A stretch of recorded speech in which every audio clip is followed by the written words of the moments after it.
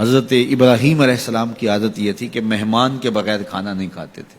اور یہ بات ذہن میں رکھو کہ جو کھانا مہمان کے ساتھ کھایا جاتا ہے اس کا حساب نہیں ہوگا، چاہے وہ پرتکلف ہی کیوں نہ ہو.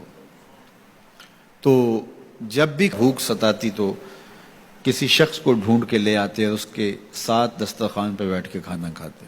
ایک دن ایک مہمان کو ڈھونڈ لائے اور کھانا تیار تھا تو کہا کہ اللہ کا مبارک نام لیجیے اور شروع کیجیے. اس نے کہا میں تو اللہ کو نہیں مانتا.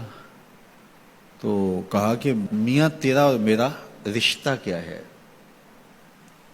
میں تجھے اللہ کے نام پہ ہی تو کھلا رہا ہوں کہ تو اس کا بندہ ہے، اور اگر تو اس کا نام ہی گوارا نہیں کرتا تو پھر کیا باقی بچا؟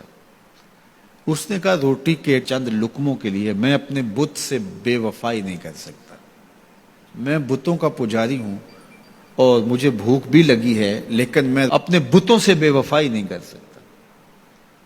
تو حضرت ابراہیم نے فرمایا تو اتنا غیرت مند ہے، اپنے بتوں کے ساتھ تیری یہ وفا ہے، تو سن پھر میں بھی اللہ کے نام کے علاوہ تجھے ایک لقمہ نہیں دے سکتا. اس نے کہا کوئی بات نہیں، اٹھ کے چلا گیا. وہ چلا گیا تو جبریل آ گئے، رب کا سندیسہ دیا، ابراہیم تو نے میرا بندہ ناراض کر دیا. یا اللہ وہ تیرا بندہ تھا، تیرا نام لینا گوارا نہیں تھا. کہا ابراہیم اس کی عمر کتنی ہوگی؟ مالک 70-80 کے پیٹے میں ہوگا. تو کہا اتنا عرصہ ہو گیا نا کہ میں اس کو دے رہا ہوں، تم ایک دن نہیں کھلا سکے. اب ابراہیم علیہ السلام ان کو ڈھونڈ رہا، وہ پہاڑ چڑھ رہا تھا تو آواز دی او میاں آ جاؤ کھانا ٹھنڈا ہو رہا ہے. اس نے کہا آ جاؤں گا لیکن تمہارے رب کا نام نہیں لوں گا. کہا نہ لینا، آ جاؤ. آیا دسترخوان پہ بیٹھا، کھانا شروع ہوا تو کہنے لگا کہ پہلے تو بڑے غصے میں تھے، جلال میں تھے کہ رب کا نام نہیں لوگے تو کھانا نہیں دوں گا، ایک دم تبدیلی کیسے آ گئی؟ کہا اسی رب کا سندیسہ آیا ہے کہ مجھے بھی تو اتنا عرصہ ہوا کہ دے رہا ہوں، تم ایک دن نہیں دے سکے. تو اس نے کہا تیرا رب اتنا مہربان ہے تو مجھے بھی اس اپنے رب کا غلام بنا لے. تو جو اسے مانتا ہے اسے بھی دیتا ہے، جو نہیں مانتا تو یہ نہیں دھوکہ کھانا چاہیے کہ فلاں کے پاس رزق کتنا ہے اس لیے وہ اللہ کا مقبول ہے، فلاں تخت حکومت میں بیٹھا ہے اللہ کا مقبول ہے. یہ کوئی دلیل نہیں ہے. کتنے لوگ ہیں جو اس کے منکر ہیں، اس کے وجود کے منکر ہیں، لیکن اس کے باوجود ان کو اتنا عطا کرتا ہے.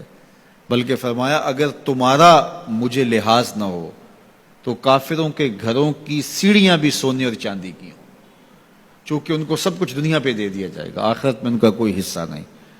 لیکن مسلمان کہیں گے ہم تو پھر مار ہی دیے گئے. تو تمہاری دل جوئی مقصود ہے، تمہارا لحاظ ہے، ورنہ ہم ان کو اتنا دیں کہ ان کے گھروں کی سیڑھیاں بھی سونے اور چاندی کی ہوں. یہ فرعون جو تھا جس نے خدائی کا دعویٰ کیا، بلکہ کہا آنا ربکم الاعلی، میں تمہارا بڑا رب ہوں، اور اپنی پرستش کرواتا تھا. ساری زندگی کوئی بیماری تو دور کی بات ہے، اس کے سر میں درد بھی نہیں ہوا تھا. رزق اللہ اسے بھی دیتا ہے جس سے وہ پیار کرتا ہے، اسے بھی دیتا ہے جس سے وہ پیار نہیں کرتا. وہ صرف رب المومنین نہیں ہے، وہ رب العالمین ہے.